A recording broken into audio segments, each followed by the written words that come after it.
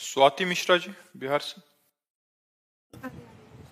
राधे राधे श्री हरिवंश महाराज जी। महाराज जी, संसारिक जीवन यापन करते हुए, मोह माया में जीते हुए और चकाचौंध की लाइफ जीते हुए भी हम क्या भगवत प्राप्ति कर सकते हैं। नाम जप कीजिए और सब में भगवान की भावना कीजिए, इन दो बातों से भगवत प्राप्ति हो जाएगी। जिससे भी व्यवहार करें उनमें भगवान है, पावर है। परमात्मा मतलब पावर। जैसे हाइलोजन चमक रहा है, लाइट दे रहा है, पंखा हवा दे रहा है, लेकिन दोनों में बिजली एक है। कूलर, फ्रिज, एसी ठंडा कर रहा है, लेकिन हीटर गर्म कर रहा है, पर बिजली दोनों में एक है। तो हम अच्छे या बुरे दोनों प्रकार के मनुष्यों में एक ही परमात्मा को देखें। जड़ या चैतन्य दोनों प्रकार के जीवों में एक ही परमात्मा को देखें और नाम जप करें, भगवत प्राप्ति हो जाएगी। पर है कठिन, है कठिन।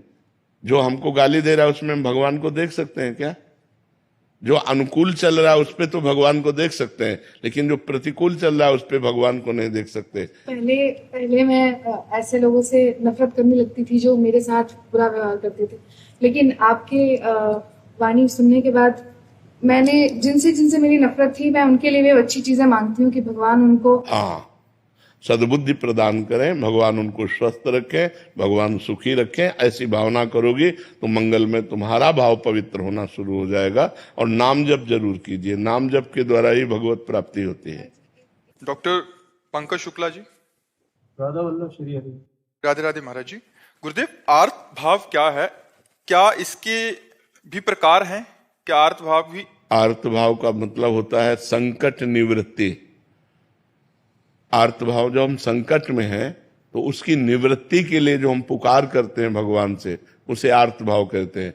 वो कई प्रकार की संकट निवृत्ति हो सकती है।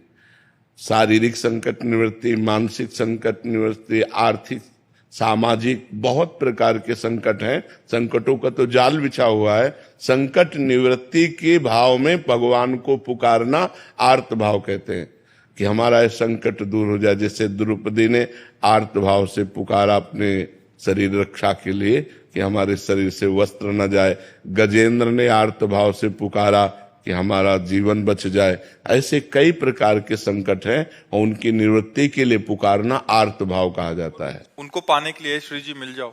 हाँ, उनके पाने के लिए भी आर्त भाव से पुकारा जाता है कि प्रभु मेरे में सामर्थ्य नहीं है कि मैं काम विजयी हो सकूं, क्रोध विजयी हो सकूं या निरंतर भजन कर सकूं। नाथ आपकी कृपा से आपकी प्राप्ति हो सकती है, हे भगवान हम पर कृपा करो। और वो आर्त भाव से रोता है, तो इसे भी भगवान की आर्त भाव प्राप्ति के लिए हो जाता है। ये भगवान की प्राप्ति के लिए आर्त भाव हो जाता है। गुरुदेव, रोज रात को कई वर्षों से रोज रात को बैठता हूँ कि आज तो प्रभु को पाके। हाँ बिल्कुल, लेकिन अभी कनेक्शन सही नहीं मिल पा रहा। हमारा जो मन का कनेक्शन है अभी सही नहीं मिल पा रहा। अभी हमको कहीं ना कहीं कोई न कोई भोग प्रिय लग रहा है, अभी कोई न कोई शरीर प्रिय लग रहा है, कुछ न कुछ अच्छा लग रहा है। जब कुछ अच्छा नहीं लगेगा, कोई चाह नहीं रहेगी और सीधा कनेक्शन होगा तो हमारी पुकार पहुंच जाएगी। देखो, भगवान वहीं थे, भगवान को कहीं आना जाना नहीं।